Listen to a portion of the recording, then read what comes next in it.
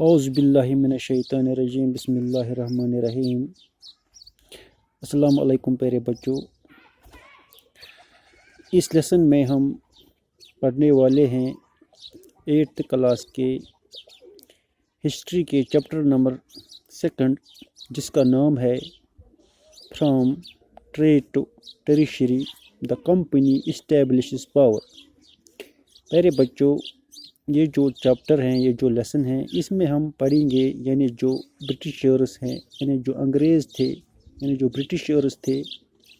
انہوں نے کس طرح انڈیا میں اپنا کنٹرول جما لیا، اپنا قبضہ جما لیا،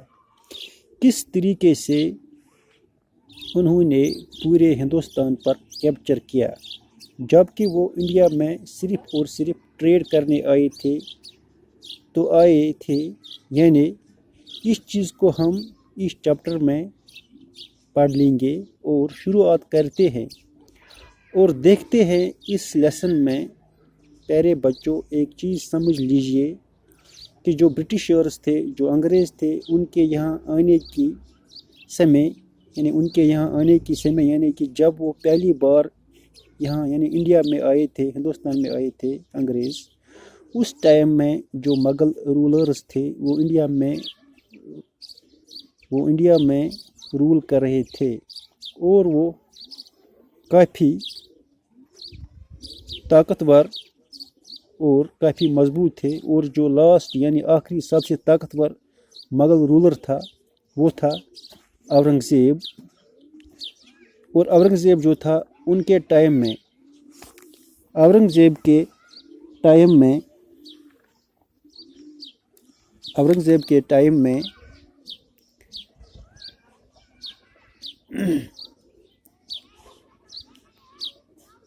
جو اورنگزیب تھا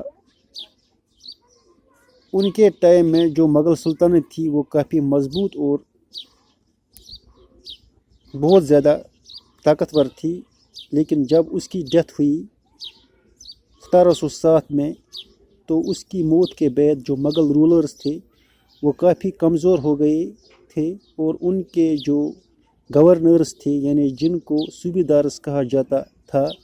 یا پھر جو ذمہ دارز تھے، انہوں نے اپنے طاقت کو کافی مضبوط کیا تھا، اور انہوں نے بہت سارے ریجنل کنگڈمز بنائے تھے، جیسے بنگال ہوا کرتا تھا، حیدرآباد، اور اس طرح بہت سارے ریجنل کنگڈمز بنا لی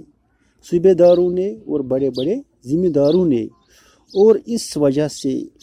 ریجنل کنگڈمز بنائے۔ جو دہلی تھا، جو کہ پہلے کیپٹل ہوا کرتا تھا پورے انڈیا میں، اب وہ اتنا زیادہ پاورفل نہیں رہا۔